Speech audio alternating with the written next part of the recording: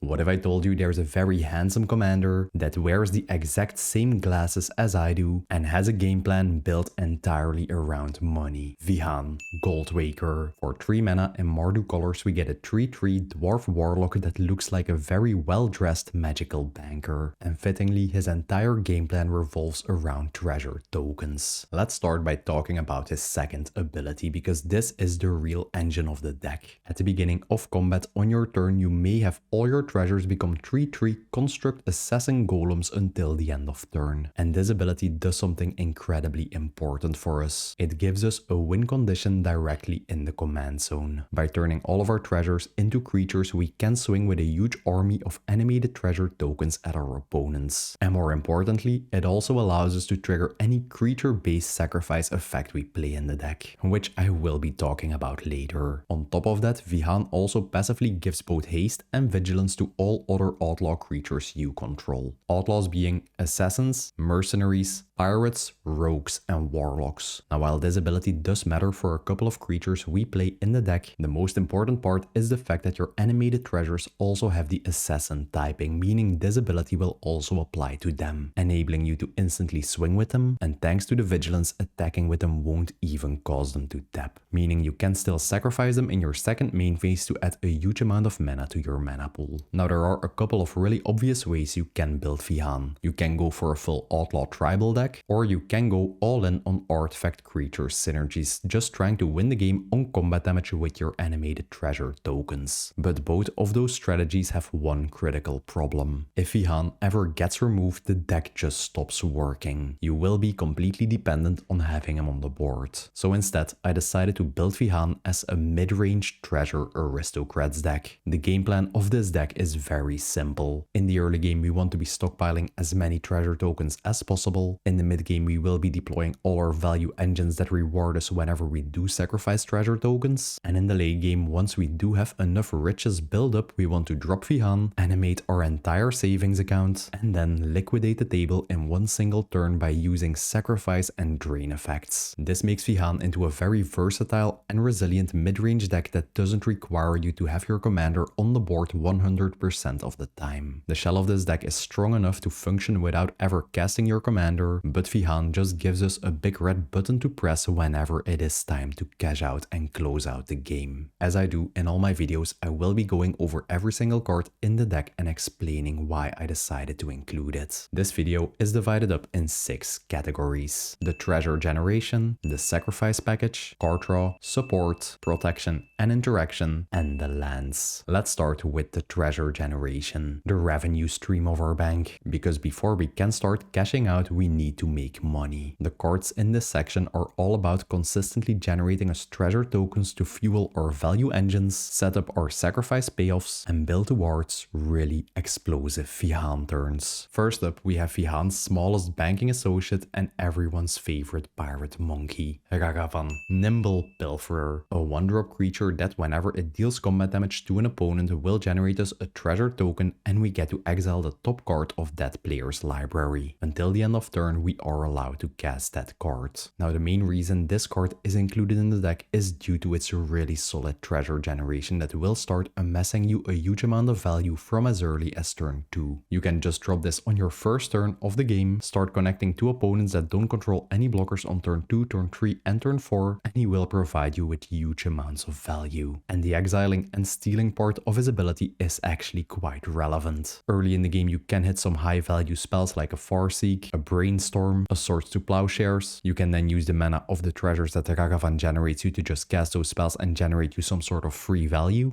Later in the game, whenever you do hit some huge threats with this effect like an Elesh Norn or an Itali, you can just use your opponent's win cons against them. And thanks to Ragavan being a pirate, he will also benefit from Vihaan's passive ability. Scuzzbag Scrounger, a new treasure-based card we got in the Lorwyn set. It's a 2-mana 3/2 creature that at the beginning of your first main phase allows you to blight 1, meaning you get the option to put a -1/-1 counter on one of your creatures, and if you do, you get to generate an untapped treasure token. A really solid ability that will essentially give you 1 extra treasure token on every one of your turns, and the fact that we do have to blight ourselves usually doesn't really matter. Since we are quite a creature heavy list, you will always have bodies to put the counters on. Tataru Taru. Whenever this creature enters the battlefield, you get to draw a card and give target opponent the option to also draw a card. Already making this creature function as some sort of a cantrip, just replacing itself whenever you play it. And whenever an opponent draws a card while it's not their turn, we get to generate a treasure token, scaling perfectly with its first ability. In my experience, your opponents will always be taking the optional free card draw and giving you that treasure token in return. And the amount of treasure tokens that this little 2-drop creature will generate you in higher power pots, where cards like Heuristic Study and Mystic Remora are being played, is just absolutely ridiculous. And now that we're talking about 2-drops that will generate you an absurd amount of treasure tokens, Loto, Corrupt Sheriff. Whenever any player casts their second spell in a single turn, we get to lose 1 life and generate an untapped treasure token. And this little halfling rogue might just be the best treasure generator in the entire deck. Especially nowadays in modern day Magic, where everyone is playing low cost, really efficient cantrip cards, most opponents will always be casting 2 spells in any given turn. And Loto will also trigger whenever we ourselves cast our second spell. Usually per turn cycle, you will be getting about 2 to 3 free treasure tokens from Loto. I can guarantee you, whenever you do play Loto on turn 2 and your opponents have no way to get rid of him, you are going to have a really good time. Generous Plunderer, a 2-drop 2/2 menace body that at the beginning of your upkeep will allow you to generate an untapped treasure token. When you do, one of your opponents will also get a treasure token. And usually giving treasure tokens to one of your opponents doesn't really matter all that much, because we ourselves are a treasure synergy based deck and we will always be able to leverage the treasures better. Now that ability in itself would already be enough to include this card in the deck. But on top of that, whenever this creature attacks, it will deal damage to the defending player equal to the amount of artifacts they control, synergizing pretty well with its first ability, handing out treasure tokens. Whenever you are playing against an artifact player, this card is their absolute worst nightmare. I've had games where I swung at a player who controlled a ton of food or clue tokens, and this little 2-drop creature dealt a total of 10 damage. And thanks to this creature being a rogue, whenever you do have Vihaan on the battlefield, this card will get haste and vigilance and you will instantly be able to swing with it. Treasure Dredger. For 1 generic mana, 1 life, and tapping this creature, you get to generate a treasure. A very simple ability that will generate us 1 extra treasure per turn. And once again, due to this creature being a rogue, it will gain haste whenever you do control Vihaan, and you will be able to use its ability instantly. Lock. Treasure Hunter, a card that I honestly didn't know existed before making this deck. Whenever Lock attacks, each player has to mill a card.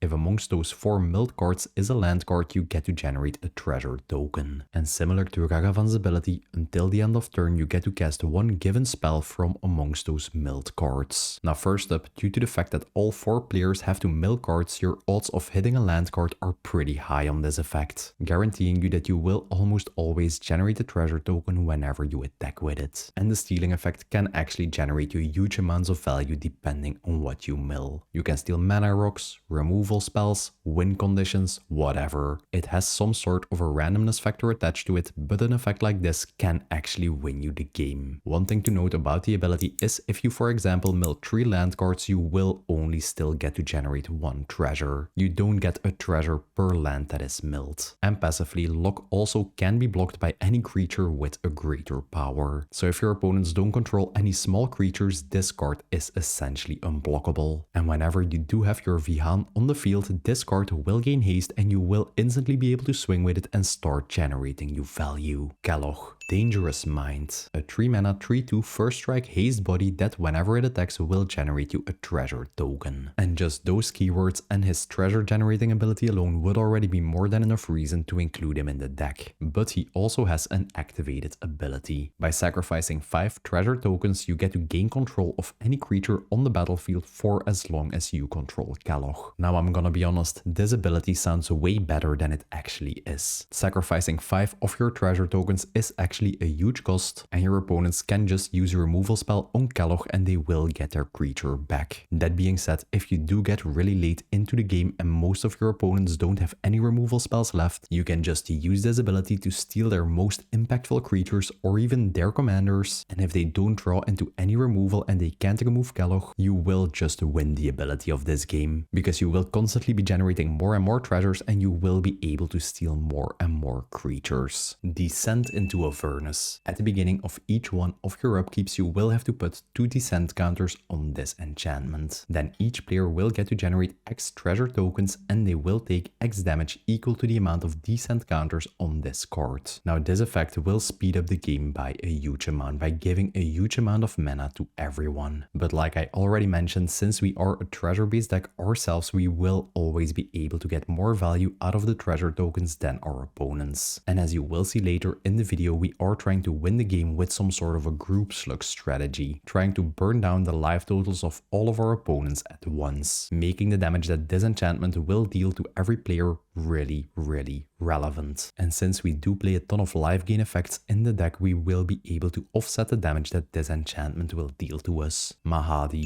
Emporium Master. At the beginning of your end step, this creature will generate you a treasure token for each creature that died this turn. And this ability has an insane synergy with Vihaan. You can just animate all of your treasure tokens into creatures, swing all of them at your opponents, they won't get tapped thanks to the vigilance they get, then you can just tap and sacrifice all of them to produce you a huge amount of mana, play your Mahadi, and for each treasure token you sacrificed, you will get to generate a new treasure, just replacing all of your old treasures with new treasures, which as you will see later will allow us to deal a huge amount of damage with any of the aristocrat effects we play in this deck. And another really nice thing you can do with Mahadi is just play one of your board wipes, destroy like 10 to 15 creatures in the process, drop Mahadi, and you will get to generate an absurd amount of treasure tokens. Mary, the Killing Quill. Passively, whenever any creature your opponents control would die, you get to exile it with a hit counter on it. A really oppressive effect that will just completely shut down any sort of sacrifice loop. Your opponents won't be able to keep sacrificing their Gravecrawler or their Forsaken Miner to generate them value. And she will also give all of your Assassins, Mercenaries and Rogue Death Touch and a new line of text. Whenever this creature deals combat damage to a player, you get to remove a hit counter from any creature they own in exile. If you do, you will get to draw a card and create 2 treasure tokens. And this ability is just crazy. Whenever you do have a ton of treasure tokens on the battlefield, you can animate with Vihaan and just swing at your opponents. Your opponents won't want to be blocking your treasures because they will lose the trade in combat thanks to the death touch that Magi gives them. And whenever a couple of your treasure assassin constructs do connect, you will get to draw a huge amount of cards and generate an absurd amount of new treasure tokens. Professional Facebreaker, a classic card that is included in any sort of treasure deck. Whenever one or more creatures deal combat damage to an opponent, you get to generate a treasure token. Like I mentioned, we are a really creature heavy list and we will always be swinging with our creatures, which Facebreaker will then translate into free treasure production. Just be warned that this card says one or more opponents, meaning if you swing 3 of your creatures at one single opponent and all of them do connect, you will only get to generate 1 treasure. But if you swing 1 creature at 3 different opponents and all of them do connect, you will get 3 treasures instead. So in most cases, depending on the board state, it's better to send your creatures at different opponents to just optimize the treasure production. And the value this card generates you doesn't stop there because it also has an activated ability. By sacrificing a treasure token, you get to exile the top card of your library and you get to play it until the end of turn, giving you a way to convert your treasure tokens you don't need later in the game into some sort of pseudo card advantage, allowing you to dig really deep into your deck and just look for the cards you need at the current board state. Prosperous Partnership, a 3-mana enchantment that whenever it enters the battlefield will generate you 2 1/1 citizen tokens. And it also gives you the option to tap 3 untapped creatures you control to generate you a treasure token. Now usually by the time you play this card, you will already have 1 creature on the board. You will then instantly be able to tap that set creature and the 2 tokens that this card generates you, and you you will start generating treasure tokens immediately. And whenever you do drop your Vihaan and let's say you swing with 6 treasure tokens, thanks to their vigilance they won't even get tapped and you will still be able to tap them and generate you 2 new treasure tokens with this enchantment. Warren Soul Trader, a 3 mana zombie goblin wizard that will allow us to pay 1 life, sacrifice any creature we control, and it will generate us a treasure token. And this card can be used in a really similar way as Mahadi. Just animate all of your treasures with Vihaan, swing them at your opponents, and in your second main phase you can just sacrifice all the animated treasure tokens you just swung with, and Warren Soul Trader will just replace them with brand new treasure tokens, which as you will see later will trigger all the aristocrat cards we play in the deck. Alchemist's Talent. Whenever this 4 mana class enters the battlefield we get to generate 2 tapped treasure tokens. Already a pretty nice investment to just have more treasures and mana available on your next turn, and on a later turn you get the ability to invest 2 mana and make it go to its second level, which will give all of your treasure tokens a new ability. Instead of sacrificing them for 1 mana, you will get the option to sacrifice them to add 2 mana of any one color to your mana pool, just doubling the amount of mana that our treasures can produce. And once you do have access to this huge amount of mana, you will easily be able to make this enchantment go to its third level. Whenever you cast any spell, if mana from a treasure was used to pay for the cost, this enchantment will deal damage equal to the cost of the cast spell to each opponent. And this ability is actually a really solid win condition in the deck, because from this point on you can just spend 1 treasure token on any spell you cast, and you will be doing a huge amount of table-wide damage on top of all of the group slug damage we are already doing. Burakos, Party Leader, a 4 mana orc that is also a cleric, a rogue, a warrior, and a wizard in addition to its other types. And whenever this creature attacks, the defending player will lose X life and you get to generate X treasure tokens, X being the amount of creatures in your party. Now entirely by himself, since Burakos will at least fill 1 role in your party, he will always generate you 1 treasure token whenever he attacks. But once you do have additional party members on the battlefield, the amount of treasure value this card will generate you is absolutely nuts. Now we're not a party deck by any means, but we do actually play a ton of creatures with irrelevant typing. 8 rogues, 5 warriors, and 5 wizards. You can just make Burakos fill the role of the party that you don't have on the battlefield, and usually he will then generate you about 2 to 3 treasures whenever you swing with him. And since he also has the rogue typing, whenever you do have Vihaan on the battlefield, you will instantly be able to swing with him and start generating you value immediately. And now that we're talking about rogues, Grim Hireling, a 4 mana creature with a buffed up version of the ability of Professional Phase Breaker, because now whenever 1 or more creatures deal combat damage to an opponent, you will get to generate 2 treasure tokens instead of the 1 with your Phase Breaker. So if you are able to set this up correctly and connect with 1 creature to each one of your opponents, this card will generate you 6 treasure tokens. And on top of that, this card also has a crazy activated ability for a treasure deck. By paying 1 black mana and sacrificing X amount of treasure tokens, we get to give any creature on the battlefield -X until the end of turn, allowing us to use the massive amount of treasure tokens we built up over the course of the game as a removal tool to just pinpoint remove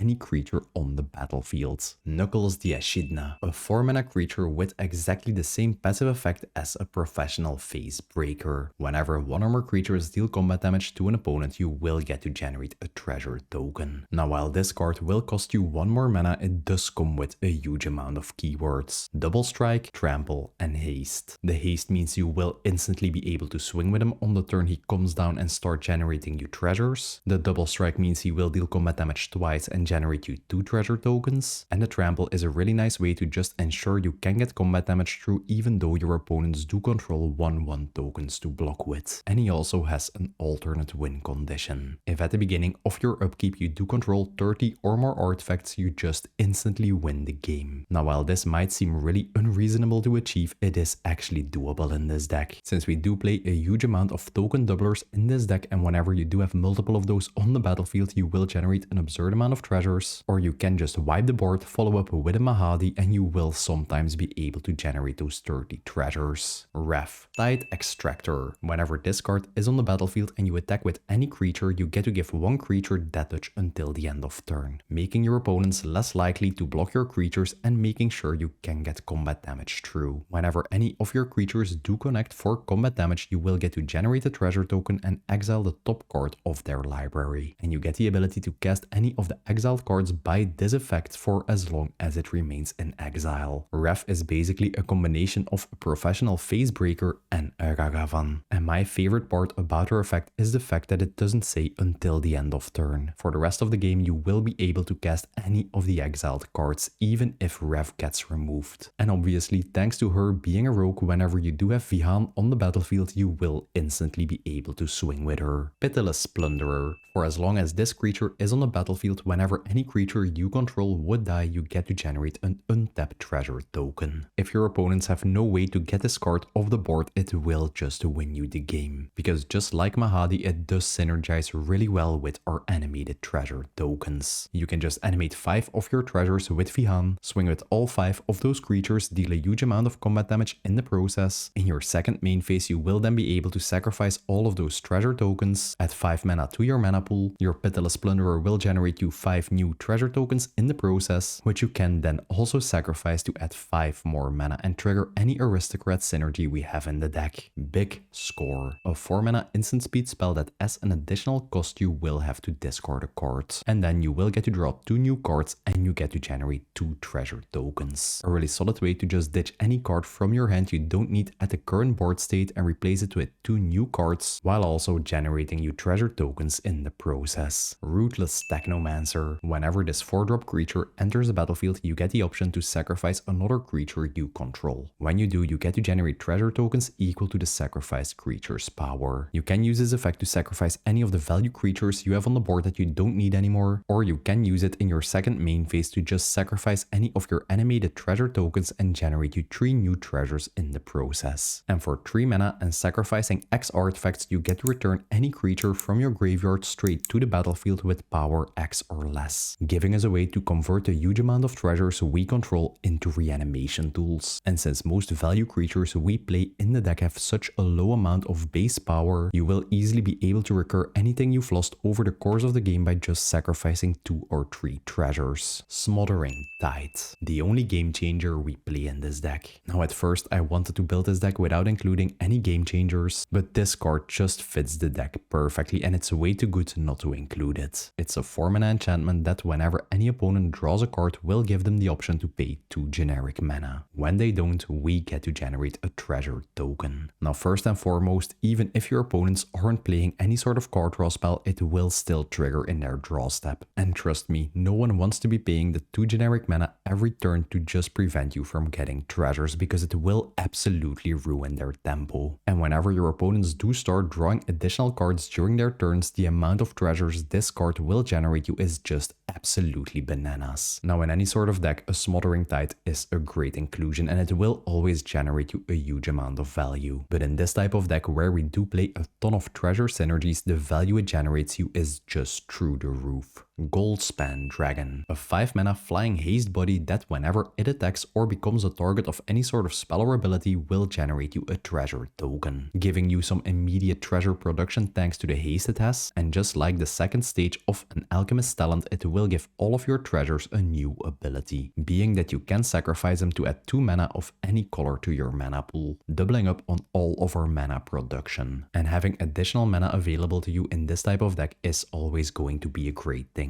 because you can play multiple value cards or aristocrat effects and then still have the mana available to just follow up with Vihaan, and then using all of your animated treasures to just close out the game or generate you a huge amount of advantage. Malik, Grim Manipulator. And I don't know why, but this card really looks like Mads Mikkelsen. Whenever this creature enters the battlefield, you and target opponent each secretly choose a creature that that player controls. Then both choices get revealed and that opponent has to sacrifice those creatures. One of the most unique and fun abilities in Magic if you ask me, because it does set up for some little mini game. If your opponents control one value creature and you both choose the same creature, your opponents will only have to sacrifice 1. Or you can also just bluff and play some mind games with your opponents, making them themselves choose their most valuable creature and you choosing another one. And it will then result in them sacrificing 2 creatures, and they themselves being the reason that they sacrificed their most valuable creature. Really fun ability to use. And And passively, whenever any opponent sacrifices a creature, you will get to generate a treasure token thanks to Malik. Now baseline, whenever this card enters a battlefield, it will guarantee you at least one sacrifice and one treasure token. But if you are able to outbluff your opponents whenever it enters the battlefield, it will actually make them sacrifice 2 and will generate you 2 treasures. And as you will see later in the video, we do play additional effects that make our opponents sacrifice their creatures, making Malik generate us even more treasure tokens. Reign of Riches, a 5-mana enchantment that whenever it enters a battlefield will generate you 2 treasure tokens. Already a really good investment to just have additional treasures on the battlefield during your next turn, and passively the first spell you cast each turn that mana from a treasure was spent on will get a cascade mechanic, meaning that you get to flip the top cards of your library until you hit a spell with a mana value of the spell you just cast -1, and then you get to cast that spell for free. A really cool effect to use to just get additional free spellcasts and value creatures from your deck straight to the battlefield. And the last card in this section is an Ancient Copper Dragon. It's a 6-mana 6/5 Elder Dragon that whenever it deals combat damage to an opponent allows you to roll a d20 dice, and then you get to generate treasure tokens equal to the result you just rolled. Now obviously the payoff of this ability is just insane. You just have to connect with this creature and it will generate you an average 10 untapped treasure tokens, which will produce you a huge amount of mana, can be animated on a later turn with Vihaan, or you can sacrifice to trigger any of the aristocrat effects in this deck. This card is really simple honestly. Either your opponents remove it before you can attack with it, or they just lose the game to it. Now that being said, this card will cost you a huge amount of money. I totally understand that most people won't be spending this much money on a single card. So if you want a cheaper alternative, you can also decide to play a Brass's Bounty, which will cost you 1 mana more, but will also fulfill the role of generating you a huge amount of treasure tokens. Next up, we have the Sacrifice package, the cards that will allow us to liquidate all the assets we build up over the course of the game and just turn it into a game win. They will turn all of our treasure tokens into damage, drain effects, and additional pressure. Cruel Celebrant and Zulaport Cutthroat. Both cards are 2-drop creatures with exactly the same effect. Whenever they themselves or any other creature you control would die, each opponent will lose 1 life and you get to gain 1 life. And drain and gain effects like this one are exactly the way that we win the game. We want to be stacking up a huge amount of treasure tokens really early in the game, then we want to drop our Vihaan in the late game, play one of these creatures, animate all of our treasure tokens, swing for a huge amount of damage, and then we can just sacrifice all of those animated treasure tokens to make all of our opponents lose a huge chunk of life. And as you've seen, we do play a couple of cards in the deck that will make us pay life or deal damage to ourselves, like Loto, Warren Soul Trader, Descent into Avernus, and the life that these cards will gain us will sort of offset that damage. Marionette Apprentice, a 2-mana creature with the Fabricate 1 mechanic, meaning whenever it enters the battlefield you can choose to either put a +1/+1 counter on this creature or generate a 1/1 servo artifact token. Passively, whenever any creature or artifact you control is put into your graveyard, each opponent will lose 1 life. Another really good aristocrat effect that will even trigger whenever your treasure tokens aren't animated and you're just sacrificing them for mana. And the fact that it comes into play with its own artifact token will guarantee you at least 1 trigger. The Meat Hook Massacre, one of my personal favorite cards ever printed. For 2 black mana plus X, you get a legendary enchantment that whenever it enters a battlefield will give all creatures on the board -X/-X until the end of turn. A really nice card to just dump all of your treasure mana into and make it function as some sort of a board wipe that will even go through indestructibility. Now having access to an additional board wipe is really good in this deck, because the longer the game goes on and we can stall our opponents, the stronger this deck actually gets. But after the board wipe effect did resolve, it does stay on the battlefield as an enchantment with 2 really potent passive effects. Whenever any creature you control would die, each opponent will lose 1 life, and whenever any creature an opponent controls dies, you get to gain 1 life. Already giving you a huge amount of triggers whenever you do cast it as a board wipe when it enters the battlefield, and then it will just stick to the battlefield and act as another really solid aristocrat effect, generating you value whenever you sacrifice an animated treasure. Kambal, Profiteering Major. Whenever 1 or more tokens would enter the battlefield under an opponent's control, we get to create a copy of each of them. This ability will only trigger once per turn, and this ability is actually really strong. If you're playing against a Krenko player and they are about to make 20 goblins, you will get your own 20 goblin tokens. cards. If your opponent is making a treasure token, we will also get our own treasure. And even if someone cracks their Idol of Oblivion to make a 10/10 Eldrazi token, we will just get our own, setting up for some really unique scenarios. And passively, whenever one or more tokens enter the battlefield under your control, each opponent will lose 1 life and we will gain 1 life, scaling perfectly with all of the treasure tokens we will be generating in this deck. Just be warned, this ability does state 1 or more, so if you do connect with your ancient copper dragon and you do generate 20 treasure tokens, you will only get 1 trigger of this ability. Mayhem Devil, a 3-drop creature that whenever any player sacrifices any permanent will allow you to deal 1 damage to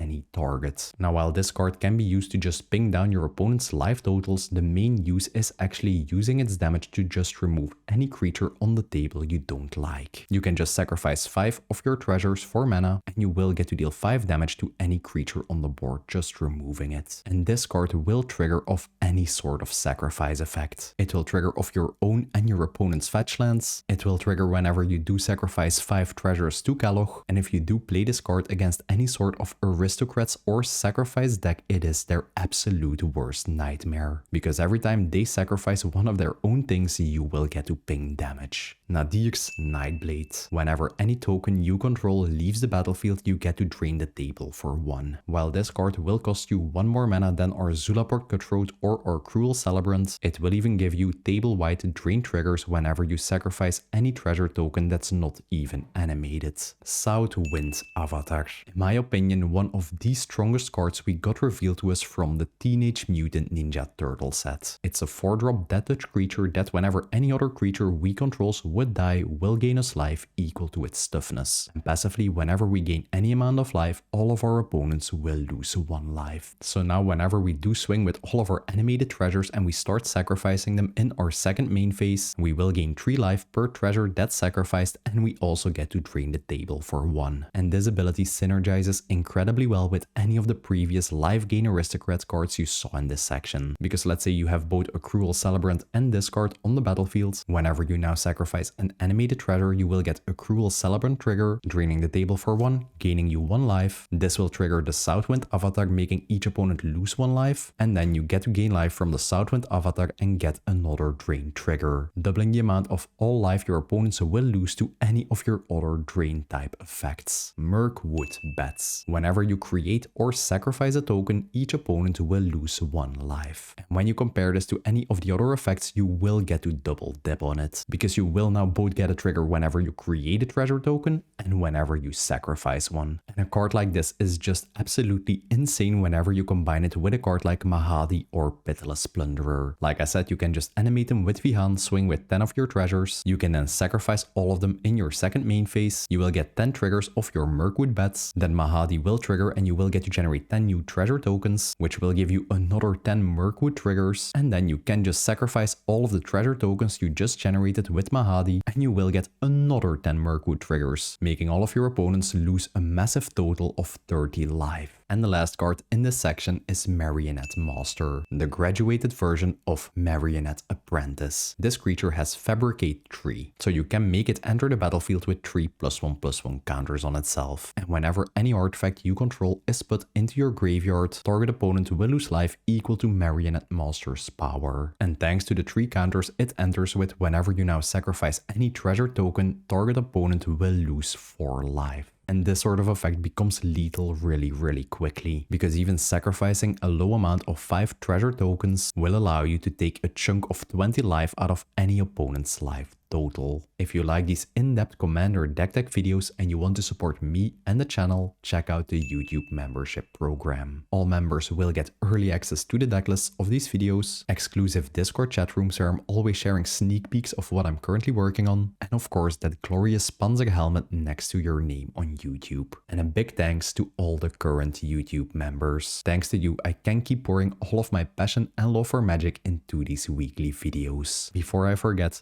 don't forget forget to come check out the Panzer Discord. We really do have some of the most skilled deck builders on the entire planet in there. We are discussing deck lists, talking about newly spoiled cards, and most importantly, we are helping each other build better decks. Next up, we have the card draw section, and I like to view this as the information flow of our bank. The only thing that can stop us whenever we do have a gazillion treasures on the battlefield is whenever we do run out of cards in our hands. And the cards in this section will just make sure we never run out of gas. Skull Clamp, a simple 1 mana equipment that every commander player knows. We can equip it for 1 mana and the equipped creature will get +1 power and -1 toughness. And whenever the equipped creature would die, we get to draw 2 cards. Now first up, you can just equip this to any low cost value creature you have on the board, and whenever it gets removed, it will be converted into card draw. But the main reason why it is included is because it has a really good synergy with Vihaan's treasure animation. Let's say you animate 3 of your treasure tokens, and in your second main phase you spend 1 mana to get a Skull Clamp equipped to one of those treasures. You can then sacrifice that treasure token for mana, and you will get to draw 2 cards of the Skull Clamp. You can then use the 1 mana you just generated by sacrificing that treasure to equip your Skull Clamp onto the next treasure, making some sort of self-sustaining loop that allows you to just equip your Skull Clamp to all of your treasures, start sacrificing them, and you will get to draw 2 cards per treasure you sacrifice, which can easily result in you drawing like 10 cards in a single turn, just refilling your hand and giving you access to the options you need. Esper Sentinel, a 1 mana artifact creature that whenever any opponent casts their first non-creature spell in a turn will make them pay X generic mana, X being Esper Sentinel's power, and if they don't, we get to draw a card. Yeah, I know, an Esper Sentinel is quite a boring staple card that any white deck is playing, but that is simply because the value it does generate you is just way too good. It will either totally ruin your opponent's tempo, or you will be drawing like 1 to 2 extra cards per turn cycle. And if you can get this card in your opening hand and you can get it out on turn 1, I can guarantee you, you will have a really great time.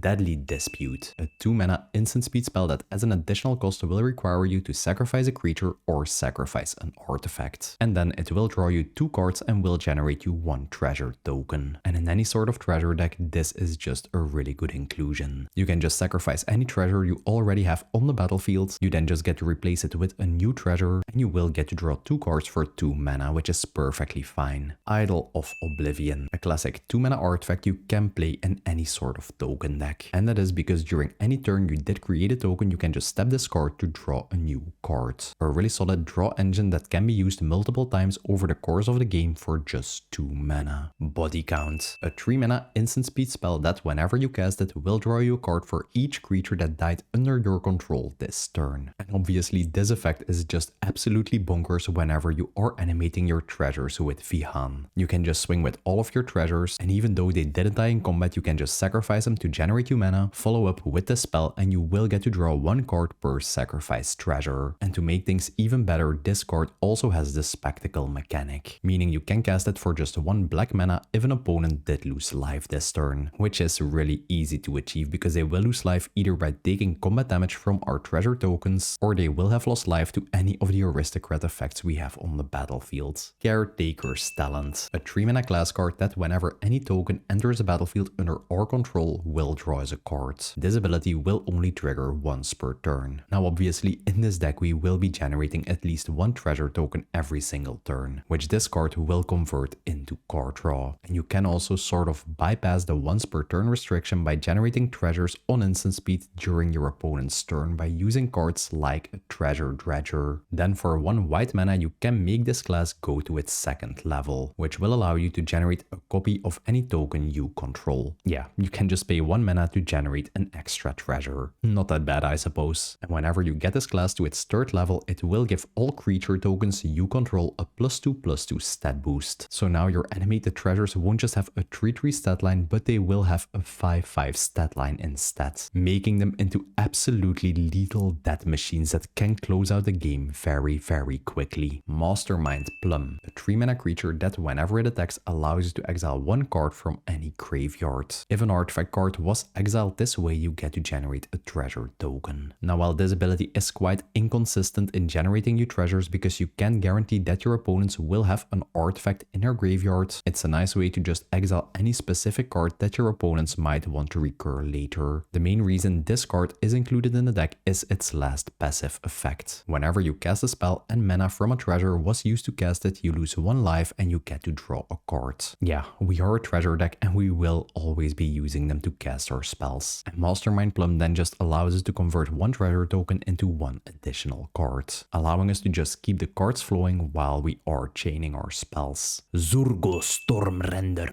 Whenever any creature token we control would leave the battlefield, if it was attacking, we get to draw a card. And if it wasn't attacking, each opponent will lose 1 life. And this card sets up a really interesting option with your animated treasure tokens. Because whenever you do have this card on the battlefield and you attack with all of your treasure tokens, you can choose to either tap them and sacrifice them during combat, which will draw you 1 card per sacrificed treasure, or you can choose to sacrifice them in your second main phase and actually use them to drain out your opponents. So depending if you need more cards or more damage, Zurgo has you covered. And this card also has the mobilize 1 mechanic, meaning whenever it attacks you get to generate a 1/1 red tapped and attacking warrior token that will have to be sacrificed at the beginning of your next end step. If the token does get blocked and it dies in combat, you will get to draw a card, or whenever it does get sacrificed after combat, you will get 1 additional drain trigger. And one of the coolest cards in the entire deck is Shadow the Hedgehog. Shout out to your socks, Mishkin. It's a 4 mana 4/2 haste body that whenever Shadow or any other creature with haste you control would die, will draw you a card. And since all of our animated treasure tokens will have haste thanks to Vihaan, Shadow will just enable us to swing with all of our treasures, and whenever we sacrifice them 4 mana in our second main phase, we will get to draw 1 card per treasure we sacrificed. Already a really solid ability and more than enough reason to include this card in the deck. But he also has another passive effect, and that is whenever we cast any spell that mana produced by an artifact was used for, that spell will gain split second, meaning that for as long as that spell is on the stack, players can cast spells or activate abilities, essentially making any spell that you cast that you used mana from a treasure from completely uncounterable. An absolute nightmare for any sort of control player. Next up we have the support section, or what I like to refer to as our banking infrastructure. These are the cards that didn't fit into any other category. They won't win the game by their own, but they do make everything we want to do a lot more consistent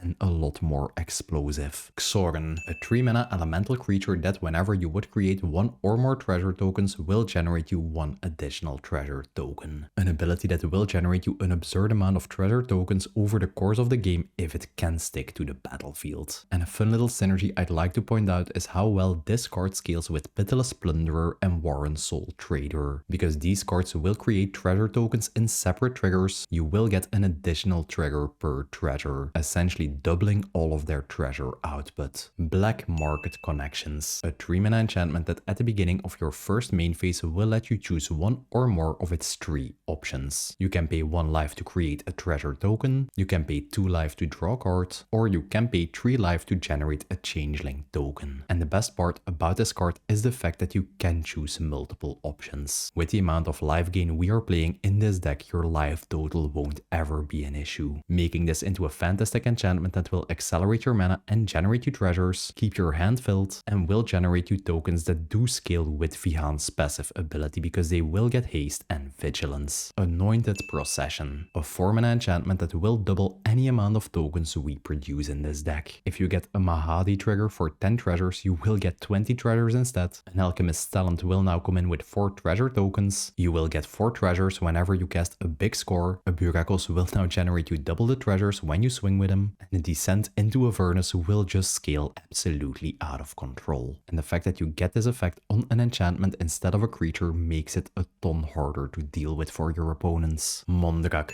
Glory Dominus, a creature body that has exactly the same effect as an Anointed Procession attached to it. Whenever you would create any amount of tokens, you just get to generate twice as many instead. And the thing that makes Mondrak the best token doubler in this entire deck is its activated ability. By paying 1 generic mana, 2 white Phyrexian mana, and sacrificing 2 creatures and or artifacts, you get to put an indestructibility counter onto Mondrak. And since we will always have a huge amount of treasures at our disposal, we will always have the resources we need to activate this ability and just make Mondrak almost impossible to remove. Grave Pact, a 4-mana enchantment that whenever any creature we control is put into our graveyard will make each opponent sacrifice a creature. By far the most oppressive card in this deck. If someone is trying to remove your creatures, all of your opponents will also share in the pain. You can use things like Mondrak and Warren Soul Trader to just sacrifice your creatures and cripple your opponent's boards. And the best part and the main reason why this card is included in the deck is that because with Vihaan you can just animate all of your treasures, go for a huge combat swing. In your second main phase you can sacrifice all of the treasures for mana. Per treasure you sacrifice, each opponent will also have to sacrifice a creature, just clearing their entire board. Exalted Sunborn, another creature that has an anointed procession effect attached to it. And this card also has the warp mechanic for just 2 mana, meaning you can cast it for 2, it will enter the battlefield, and at the end of your turn you do have to exile it. Then on any later turn you can just cast it from exile by paying its regular mana cost. And the fact that this card gives you access to a token doubling effect for just 2 mana is absolutely insane. If you know you are about to have a turn where you will be creating a huge amount of treasures either with Mahadi, a Grim Hireling, an Ancient Copper Dragon, you can just start the turn by playing this for the low cost of 2 mana and you will get double the value out of all your other cards. And like I said, since we are a late game deck, it isn't all that hard to pay the 5 mana and just get a second use out of this creature. Revel in Riches, a 5 mana enchantment that whenever any creature your opponent's control would die will generate you a treasure token. Now this effect in itself is already pretty solid, because whenever you do play a board wipe, your opponents are interacting with each other, you're using spot removal, you will get treasures in the process, setting up for a really explosive turn with Vihaan. But the main reason why this card is included in the deck is its last passive effect, which is really similar to Knuckles. At the beginning of your upkeep, if you do control 10 or more treasure tokens, you instantly win the game. Now trust me when I tell you, you will always be controlling about 10 treasure tokens. And whenever you then play this card, your opponents either remove it before it's your turn again, or you just instantly win the game with it. If your play group is barely playing any sort of enchantment removal, this card will just absolutely punish them for that. And we're also playing 2 mana rocks in this deck, being a Soul Ring and an Arcane Signet. Yeah, we don't really need that much mana rocks in this deck because we are a treasure heavy deck and we will always have access to a huge amount of mana. That being said, these 2 mana rocks will allow you to deploy all of your value engines way earlier and they will just up the speed of this deck. Next up we have the protection and the interaction, the risk management department of our bank. As you've seen, we do play a ton of value engines in our deck. The cards in this section help us both protect those creatures, they help us protect Vihaan, and they give us ways to disrupt our opponent's game plans. Swords to Plowshares, a 1 mana instant speed spell that allows you to exile any creature on the battlefield and the controller of that creature will gain life equal to its power. One of the most efficient removal spells ever printed.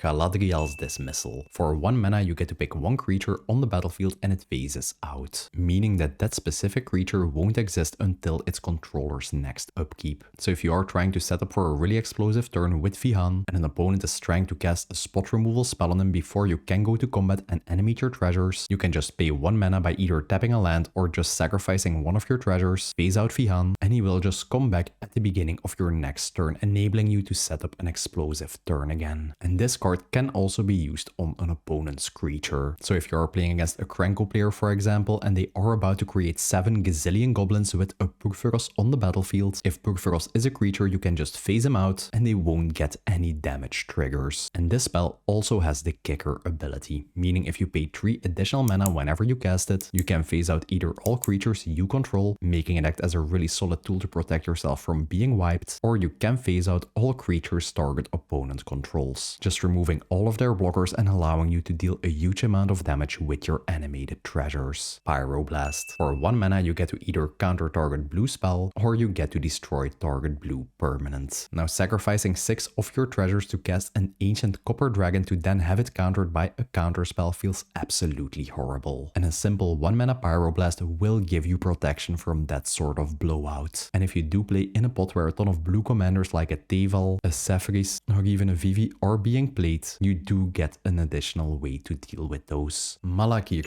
Rebirth. For 1 mana on instant speed and paying 2 life, you get to give any creature you control an additional line of text. Whenever this creature dies, you get to return it to the battlefield tapped. A nice way to protect your Vihaan or any of your other value creatures from being destroyed. And the main reason why this card is included in the deck is that because whenever you don't need its effect, you can just play the backside, which is just a land that can be tapped for 1 black mana. You can view all of these MDFC cards as lands in the deck that do have an additional benefit whenever you need it. Tibalt's Trickery. Now I know, this card does have a huge amount of text, but the only thing that matters are the first 3 words. Counter, target, spell. That's right, it's a 2 mana counter spell you get access to in red colors, which you can use to protect your own board, or you can use to disrupt your opponent's game plans. The rest of the text on this card honestly doesn't matter. They will get a permanent in return or whatever, but just being able to counter a game-ending threat or protect your own board for 2 mana is always gonna be better than the random permanent they will get. Down's Truce. For 2 mana, you and all permanents you control will gain hexproof until the end of turn. And you also have the option to gift a card, meaning whenever you cast a spell, you get the option to make target opponent draw a card, and when you do, all your permanents will also gain indestructible until the end of turn. And this is one of the only ways to protect yourself from this deck's worst nightmare, a Vandal Blast. Because it won't only protect any of your value creatures, but it will also give all of your treasure tokens hexproof and indestructible, making sure you can actually protect all of the riches you built up over the course of the game. Anguished Unmaking. For 3 mana, 3 life, you get to exile target non-land permanent. A fantastic and really efficient tool that allows you to deal with just about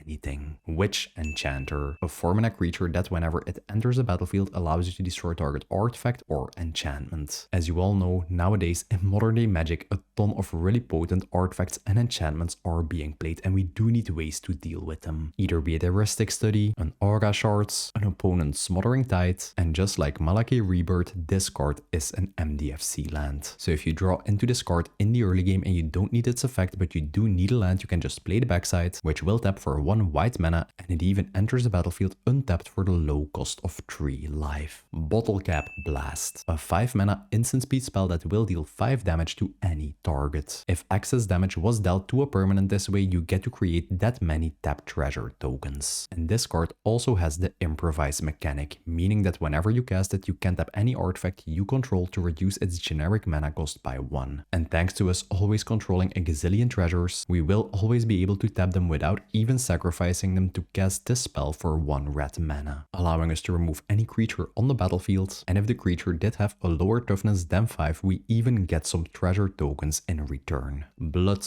Money. For 7 mana, you get to destroy all creatures on the battlefield. And then for each non-token creature destroyed this way, you get to generate a tapped treasure token. Now I know, 7 mana might seem like a lot, but in this type of treasure generating deck, you will easily be able to cast this as early as turn 4. Like I already mentioned, the longer the game goes on, the better this deck gets. So just resetting the board and slowing the game down by a couple of turns is a fantastic thing to do. And on top of that, whenever you cast this, depending on the board state, this card will generate you between 10 to 30 treasure tokens. Your opponent's boards will be cleared and they will have to start rebuilding, while you on your next turn can just drop Vihaan, animate all of the treasure tokens that this card generated you, and usually you will just be able to take your opponents out of the game with it, because they will barely have any creatures on the board due to just being wiped. And the last card in this section is a Blasphemous Act, a massive 9 mana spell that will deal 13 damage to all creatures on the battlefield, and its cost will be reduced by 1 generic mana for each creature that is on the battlefield. Since you will only need a board wipe like this when the board is flooded with creatures, you will always be able to cast this for 1 red mana, making it into one of the most efficient board wipes in existence, buying you more time to stack even more treasure tokens, allowing you to deal with just about anything your opponent opponents are doing, removing all of their blockers, and setting up for a really explosive turn by animating your treasures and swinging into their empty boards. And last up we have the lands, the territory our bank is built in. Even though our treasures can be sacrificed for mana of any color, the lands in this deck will make sure you always have access to the colors you need. We are also playing a couple of utility lands, so I'll start by going over those. Fountain Port, a land that will tap for a colorless mana and has 3 activated abilities. For 2 mana and sacrificing a token, we get to draw a card. A nice way in the late game to turn any of our treasure tokens into additional card draw. For 3 mana and 1 life, we get to generate a 1/1 fish token. Not really that relevant, but I suppose if you do need a chum blocker, this land has you covered. And for 4 mana, we can use it to generate a treasure token. A nice effect on a land we can use later in the game to get even more treasures in our army. Through the Mines of Moria. A land with an ability for 3 mana and tapping it that you can exile 3 cards from your graveyard and you will get to generate 2 treasure tokens. Now, since we don't really play any sort of recursion in this deck, we will always have a huge amount of cards in our graveyard that we lost over the course of the game that we don't really have a use for anymore. Later in the game with a Mines of Moria, you can start converting those useless cards into usable treasure tokens. Spymaster's Vault. For 1 black mana and tapping this land, we can make target creature we control connive X. X being the amount of creatures that die this turn. Now, conniving means you get to draw X cards and then have to discard X cards. Whenever you do discard a non-land card this way, the creature will get a +1/+1 counter. Now, as you can imagine, with all of the animated treasure creatures we will be sacrificing, we will easily be able to get like a connive 10, connive 15 trigger out of this land, allowing us to dig 15 cards deep into our library, just finding the solutions we need at a given board state, then discarding the rest, and we can just shape our hand perfectly to our needs. The counters that the conniving gives isn't really all that relevant in this deck, but I suppose if you can get a ton of counters onto your knuckles, you can actually deal a huge amount of damage with the double strike trample body. Treasure Vault, an artifact land with an activated ability for double X mana. By paying the cost and sacrificing this land, you get to generate X treasure tokens. And you can do some really nice things with a sacrifice outlet like this. You can just animate your treasures, swing with them. Whenever you do have any drain cards, a shadow, or a Mahadi on the battlefield, you can just sacrifice all of your treasures to this card's effect. You will get to generate a ton of value, and thanks to this card, you will just get a set of new treasure tokens in return. It will only be half of the amount of treasures you sacrificed, but it's better than nothing. Volatile Fold. For 1 mana and sacrificing this land, you get to destroy target non-basic land any opponent controls. That opponent will get to search their library for a basic land card and put it into play, and you will get to generate a treasure token. Now, first up, this card is just excellent against any sort of landfall player. You can remove their Field of the Dead, their Valakut, or whenever you are, for example, playing against someone who barely plays any basics in their deck and they are kind of color screwed, only having like 1 green source, you can just blow it up and they won't have access to that color anymore. And we will get to generate a treasure in the process, triggering all of the treasure synergies we play in this deck, which can be doubled by any of our token doublers and will give an additional body with Vihaan. And for the regular mana producing lands in this deck, we're playing 3 fetch lands, 3 shock lands, 3 pain lands, 3 bond lands, 3 slow lands, 2 horizon lands, a triome, a filter land, a command tower, a city of brass, a mana confluence, a starting town, and for basics we're playing 2 mountains, 2 swamps, and 1 plains. And that's it for my in-depth Vihaan Goldwaker deck. A commander that doesn't just generate you treasures, but instead allows you to turn your entire savings account into a win condition. It's grindy, it's interactive, and it scales incredibly well into the late game. And trust me, Vihaan plays totally different than any other treasure deck you've ever seen in a game of Commander. If you made it all the way to the end of the video, let me know by dropping a money bag emoji in the comments below. Share this video with everyone you've ever played a game of Magic with, hit the like button, hit subscribe, and hit the bell notification icon so you won't miss next week's video. Thanks for watching, enjoy cashing out on your opponents, and I'll see you in the next one.